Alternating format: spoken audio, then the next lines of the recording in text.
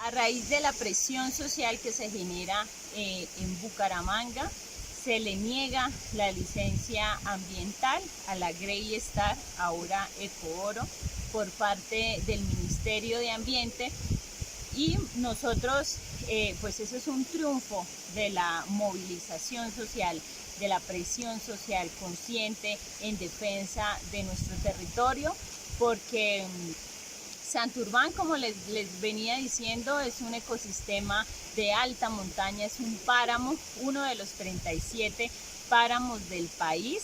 Estos ecosistemas dan agua al 80% de la población de Bucaramanga y por eso es esencial su protección. No es una protección fragmentada, no es solo una parte de la montaña. Estamos exigiendo una protección integral para el páramo, para el subpáramo y para el bosque altoandino, porque de ahí estas son nuestras fábricas de agua, son los ecosistemas que nos dan agua a nosotros. Han pasado ya 9 años, seguimos resistiendo a estos proyectos de megaminería, porque no solo está la Grey Star en Santurbán, hay 6 multinacionales más y ahorita estamos en una nueva pelea con una multinacional árabe canadiense. En el 2014, a raíz pues, de toda esta presión, no solo se le ha negado la licencia a la Grey Star, el gobierno ha implementado una serie de acciones que no han sido eficientes en la protección de este ecosistema, porque no han escuchado a las comunidades como deberían.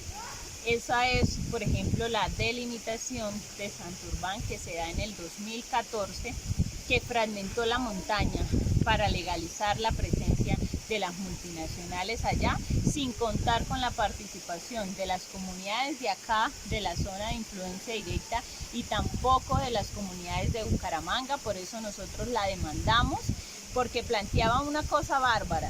Primero, legalizaba la presencia de las multinacionales allá, y por el otro lado le decía a los campesinos y a los mineros ancestrales que no podían seguir practicando esas actividades con las que subsisten, con las que viven, le dan alimento a sus familias, mientras que a las mineras sí les rehabilitaba su proyecto. Por eso nosotros exigimos una protección de este ecosistema contando con la participación de las comunidades. No es simplemente decirles ustedes se tienen que ir, dejar de hacer sus actividades ancestrales, y les plantean unos programas, unos proyectos que no son viables para ellos. Nosotros seguimos exigiendo una protección integral, pero desde una mirada diferencial hacia estas comunidades de Sotonorte.